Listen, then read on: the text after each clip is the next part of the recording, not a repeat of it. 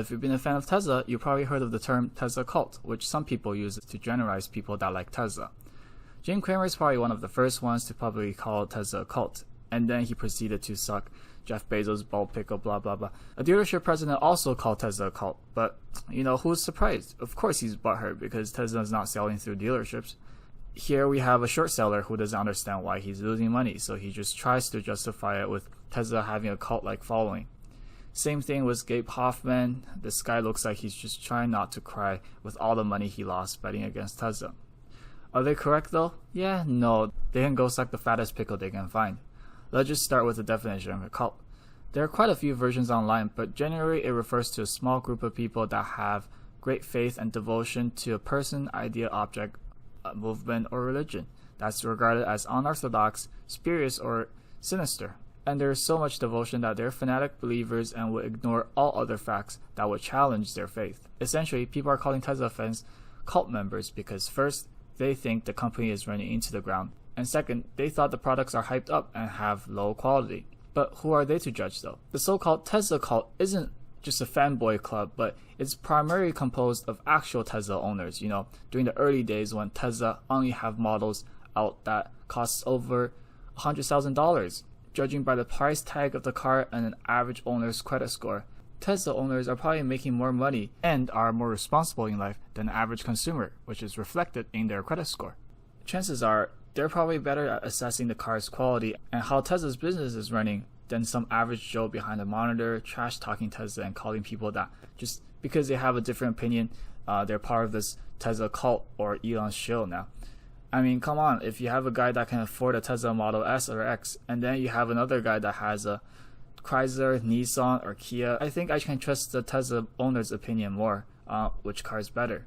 Of course, some people have other motives for making negative comments on Teslas or EVs in general, and we'll be making a video on the list of motives people have to hate Tesla in the future. So, if you're in an actual cult, you will just blindly buy whatever product is under this brand. When it comes to Tesla though, that's not the case. The Tesla owners make the informed decision because it's a large purchase, and they make the purchase in the end because after extensive research, they come to the conclusion that it is the best option on the market. No, Tesla fans don't like Tesla just because it's Elon Musk's company or the company name is called Tesla. They like it because there's nothing else in the market that can compare to what Tesla or Elon Musk is doing. Well, let's just start with saying Tesla has a great product and it attracts people. Judging by the amount of people that are willing to sit through a fucking long-ass lectures hosted by Tesla and the amount of consumers that made Tesla the best-selling EV with highest consumer satisfaction, Tesla definitely has a lower customer base. That's not something that could be achieved by just a small group of fanatic believers. Nor should it be considered unorthodox at this point because the products are now widely accepted by many consumers. In the beginning, it could be considered unorthodox just because the norm had been driving vehicles with internal combustion engines, which is commonly referred to as ICE vehicles. But now, as much as the big oil giants and legacy automakers want to stay in denial against the facts that challenges their monetary interests, the world is moving forward, and sustainable energy is the future. Now, the people betting against Tesla or EVs in general, don't they sound like a cult? They just constantly ignore the facts that challenge their beliefs, and then they go on media they sponsor with ads to trash talk Tesla. First, they start with saying how EV is not commercially feasible without government subsidies, forgetting the fact that the oil industry itself is heavily subsidized, and the government loans to bail auto companies like GM and Chrysler from bankruptcy defaulted. Ford is still on that government lifeline that is expected to be repaid in 2022, while taxpayers lost billions from not getting the money back from those US legacy automakers. Tesla paid back the government loan they got with full interest, and they did it even before the due date. But you still have the people crying about how EV is not going to survive without subsidy or government bailouts. Aren't the people making those comments more of a cult? Mr. John Cadogan from 2017? This guy was trying to call Tesla fans a cult because the Tesla fans assume EVs are greener than ICE vehicles. Yeah, like, Mr. I got my facial hair upside down. Like, what the fuck do you think? Of course renewable energy is fucking better than non-renewable energy. It doesn't take a rocket scientist to prove that one. And now, when EVs are becoming more undoubtedly the cars of the future with all the legacy automakers rolling out their magnificent EV plans, and all of a sudden you get people saying that, oh, those are suddenly going to be Tesla killers now. Like, you have the Tesla products that are already out on the market being superior to models that those legacy automakers are trying to roll out in future years. In fact, most of them couldn't even beat the Tesla Model S from 2012. But oh, competition is coming, dude, because I saw this all the e-tron billboard, dude. And those are the same people calling Tesla fans cult members. From studying Tesla fans, we concluded 3 major reasons why Tesla fans feel so strongly towards the brand. First of all, they hope that our environment can last. Like, they're not short-sighted, and they do enjoy a clean environment with some good old clean air and water, you know. We certainly don't want to sacrifice that for some oil giants and their bitches to pocket more cash. Second of all, have you seen Tesla's product?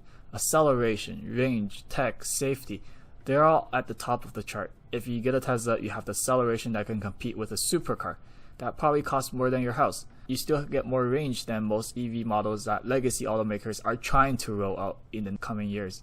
In terms of tech, over-the-air updates, autopilot, anti-theft cameras, like, who the fuck does that? Oh yeah, a recent video I came across compares auto park abilities between Tesla and the newest BMW model. It's quite funny to watch, and keep in mind, even Tesla owners of older models, they can still get this feature through over-the-air updates, whereas you get this piece of shit from the newest 2019 BMW, and you still think BMW is better? Then if you don't belong to the BMW or legacy automaker cult, I don't know who does. Tesla's self-driving capabilities and tech that they are working on just blows all the competitions out of the water. You can also check our latest upload on why Tesla will win the self-driving race. Lastly, I'm personally willing to drop 120k Canadian dollars of my hard-earned money on the Tesla Model S 75D because the company has its heart in the right places. It's trying to accelerate the global transition towards sustainable transportation, and it even opened up its patents, despite how it would speed up competition. Also, it doesn't cooperate with dealerships, which has one essential goal, and that is to suck as much money out of the client's pocket as possible. Tesla's legit focusing on growth and the future, and recently it's venturing into auto insurance too, so Tesla owners can pay less for insurance. Like, which other fucking automaker does that for its customers? We have so many cult members focusing on the fact that Tesla is still not profitable, so it's going to bankrupt. If one day the board members become as short-sighted as the people making those comments and focuses on near-term profit instead of long-term growth, sure, they would instantly turn profitable like they had proven to be able to in the third and fourth quarter of 2018.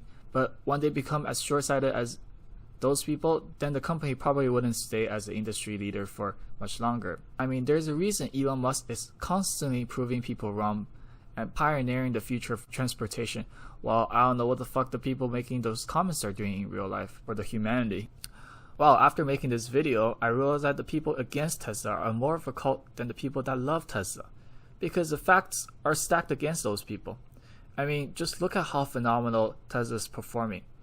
If you like to call the Tesla fan base a cult just because they enjoy a cleaner earth, just because they love the Tesla product, and just because they like where Tesla is going, then I don't know what's wrong with you. For the cult-like community that is betting against Tesla, well, call us whatever you want. But one thing we know for sure is any business will hope to have a cult-like consumer base, because that drives engagement and profit. Does Tesla have a cult? Why is that even important? Why are people using it as an argument to discredit what Tesla's doing and how the market is reacting to Tesla? Whatever is going on, one thing for sure is Tesla has a strong fan base that any business would be jealous of having. Let it be automakers like Ford or news media like CNBC. And since those businesses couldn't get such a quote-unquote cult-like following base, they can only say the grape is sour and throw shade at the Tesla fan base. But hey, you do you, boo-boo. If you want to go for the inferior models on the market, I mean, go for it. And for the Tesla fans watching this, I don't know if we're a cult or anything, but I do know we have a higher average credit score, and that says a lot.